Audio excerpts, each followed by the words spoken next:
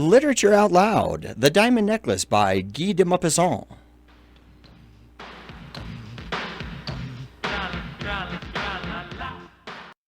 The girl was one of those pretty and charming young creatures who sometimes are born by a slip of fate into a family of clerks. She had no dowry, no expectations, no way of being known, understood, loved, married by any rich and distinguished man, so she let herself be married to a little clerk of the Ministry of Public Instruction. She dressed plainly because she could not dress well, but she was unhappy as if she had really fallen from a higher station, since with women there is neither caste nor rank, for beauty, grace, and charm take the place of family and birth. Natural ingenuity, instinct for what is elegant, a supple mind are their sole hierarchy, and often make of women of the people the equals of the very greatest ladies. Matilda suffered ceaselessly, feeling herself born to enjoy all delicacies and all luxuries. She was distressed at the poverty of her dwelling, at the bareness of the walls, and at the shabby chairs, the ugliness of the curtains. All those things of which another woman of her rank would never have even been conscious tortured her and made her angry. The sight of the little Breton peasant who did her humble housework aroused in her despairing regrets and bewildering dreams. She thought of silent antechambers hung with oriental tapestry, illumined by tall bronze candelabra, and of two great footmen in knee breeches who slept in the big armchairs made drowsy by the oppressive heat of the stove. She thought of long reception halls hung with ancient silk, of the dainty cabinets containing priceless curiosities, and of the little coquettish perfumed reception rooms made for chatting at 5 o'clock with intimate friends, with men famous and sought after, whom all women envy and whose attention they all desire. When she sat down to dinner before the round table covered with a tablecloth in use 3 days, opposite her husband, who uncovered the soup tureen and declared with a delighted air, "Ah, the good soup. I don't know anything better than that." She thought of dainty dinners, of shining silverware, of tapestry that peopled the walls with ancient personages and with strange birds flying in the midst of a fairy forest, and she thought of delicious dishes served on marvelous plates, and of the whispered gallantries to which you listen with a sphinx-like smile while you are eating the pink meat of a trout or the wings of a quail. She had no gowns, no jewels, nothing. And she loved nothing but that. She felt made for that. She would have liked so much to please, to be envied, to be charming, to be sought after. She had a friend, a former schoolmate at the convent, who was rich and whom she did not like to go see any more because she felt so sad when she came home.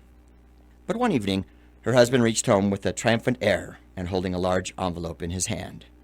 "There," said he, "there is something for you." She tore the paper quickly and drew out a printed card which bore these words: "The Minister of Public Instruction and Madame Georges Ramponneau request the honor of Monsieur and Madame Loisel's company at the Palace of the Ministry on Monday evening, January 18th. Instead of being delighted, as her husband had hoped, she threw the invitation on the table crossly, muttering, "What do you wish me to do with that?" "Why, my dear, I thought you would be glad. You never go out, and this is such a fine opportunity. I had great trouble to get it. Everyone wants to go. It is very select, and they are not giving many invitations to clerks. The whole official world will be there." She looked at him with an irritated glance and said impatiently, "And what do you wish me to put on my back?" He had not thought of that. He stammered, "Why, the gown you go to the theater in. It looks very well to me." He stopped, distracted, seeing that his wife was weeping. 2 great tears ran slowly from the corners of her eyes toward the corners of her mouth. "What's the matter? What's the matter?" he answered. By a violent effort, she conquered her grief and replied in a calm voice while she wiped her wet cheeks. "Nothing. Only I have no gown, and therefore I can't go to this ball. You give your card to some colleague whose wife is better equipped than I am." He was in despair. He resumed, "Come, let us see, Matilda. How much would it cost, a suitable gown which you could use on other occasions? Something very simple."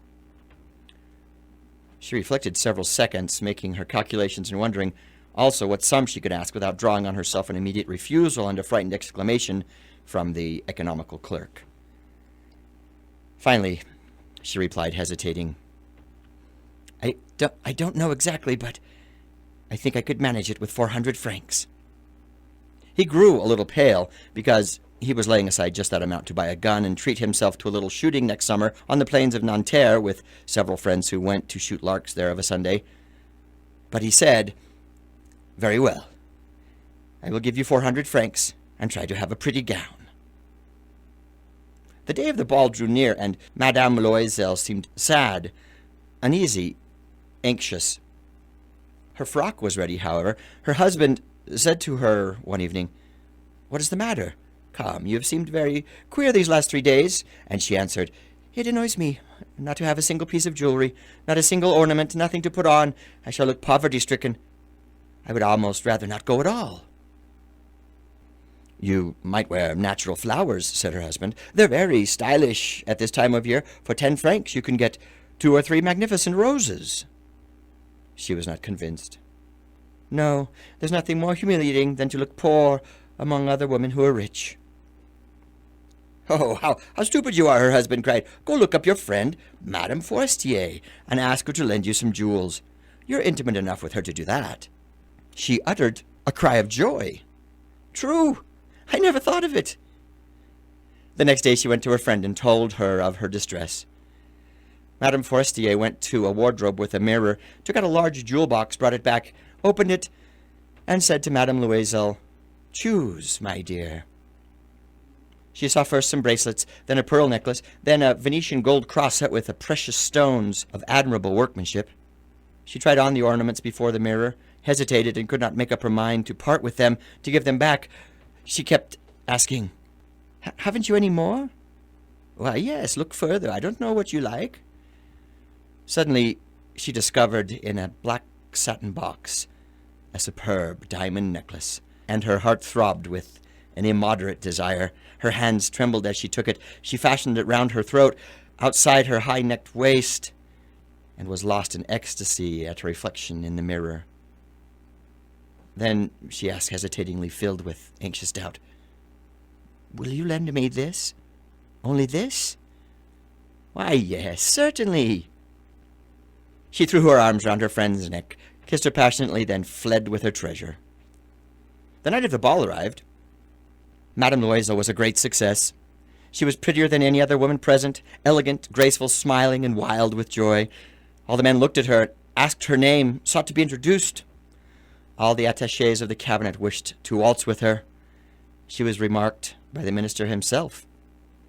She danced with rapture, with passion, intoxicated by pleasure, forgetting all in the triumph of her beauty, in the glory of her success, in a sort of cloud of happiness comprised of all this homage, admiration, these awakened desires, and of that sense of triumph which is so sweet to woman's heart. She left the ball about 4 o'clock in the morning. Her husband had been sleeping since midnight in a little deserted anteroom with 3 other gentlemen whose wives were enjoying the ball. He threw over her shoulders the wraps he had brought, the modest wraps of common life, the poverty of which contrasted with the elegance of the ball dress. She felt this and wished to escape so as not to be remarked by the other women, who were enveloping themselves in costly furs. Loisel held her back, saying, "Wait a bit. You'll catch cold outside. I will call a cab." But she did not listen to him, and rapidly descended the stairs. When they reached the street, they could not find a carriage and began to look for one, shouting after the cabmen passing at a distance. They went toward the Seine in despair, shivering with cold. At last they found on the quay one of those ancient night-cabs which, as though they were ashamed to show their shabbiness during the day, are never seen round Paris until after dark.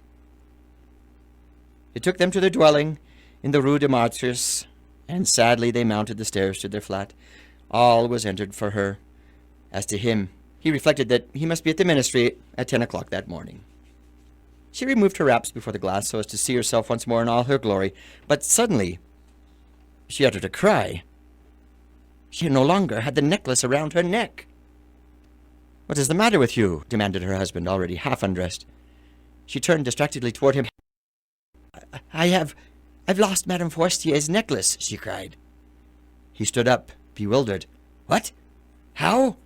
Impossible!" They looked among the folds of her skirt, of her cloak, and her pockets everywhere, but did not find it. "You're sure you had it on when you left the ball?" he asked. "Yes, I felt it in the vestibule of the minister's house. But if you had lost it in the street, we should have heard it fall. It must be in the cab." Yes, probably. Did you take his number? No. And you? Didn't you notice it? No. They looked, thunderstruck at each other. At last, Loisel put on his clothes. I shall go back on foot, said he, over the whole route, and see whether I can find it. He went out. She sat waiting on a chair in her ball dress, without strength to go to bed, overwhelmed, without any fire, without a thought. Her husband returned about 7 o'clock. He had found nothing. He went to police headquarters, to the newspaper offices, to offer a reward. He went to the cab companies, everywhere, in fact, whither he was urged by the least spark of hope. She waited all day in the same condition of mad fear before this terrible calamity. Loisel returned at night with a hollow, pale face. He had discovered nothing. You must write to your friend, said he, that you have broken the clasp of her necklace and that you are having it mended. That will give us time to turn round. She wrote at his dictation. At the end of the week, they had lost all hope. Loisel, who had aged 5 years, declared, We must consider how to replace that ornament. The next day they took the box that had contained it and went to the jeweler whose name was found within. He consulted his books. Oh, it was not I, madam, who sold that necklace. I must simply have furnished the case. Then they went from jeweler to jeweler, searching for a necklace like the other, trying to recall it, both sick with chagrin and grief. They found, in a shop at the Palais Royal, a string of diamonds that seemed to them exactly like the one they had lost. It was worth 40,000 francs. They could have it for 36. So they begged the jeweler not to sell it for 3 days yet, and they made a bargain that he should buy it back for 34,000 francs in case they should find the lost necklace before the end of February. Loisel possessed 18,000 francs, which his father had left him. He would borrow on the rest. He did borrow, asking 1,000 francs of one, 500 of another, 5 louis here, 3 louis there. He gave notes, took up ruinous obligations, dealt with usurers and all the race of lenders. He compromised all the rest of his life, risked signing a note without ever knowing if he could meet it, and frightened by the trouble yet to come, by the black misery that was about to fall upon them, by the prospect of all the physical privations and moral tortures that he was to suffer, he went in to get the new necklace, laying upon the jeweler's counter 36,000 francs. When Madame Loisel took back the necklace, Madame Forestier said to her with a chilly manner, "Oh, you should have returned it sooner. I might have needed it." She did not open the case, as her friend had so much feared. If she had detected the substitution, what would she have thought? What would she have said? Would she not have taken Madame Loisel for a thief?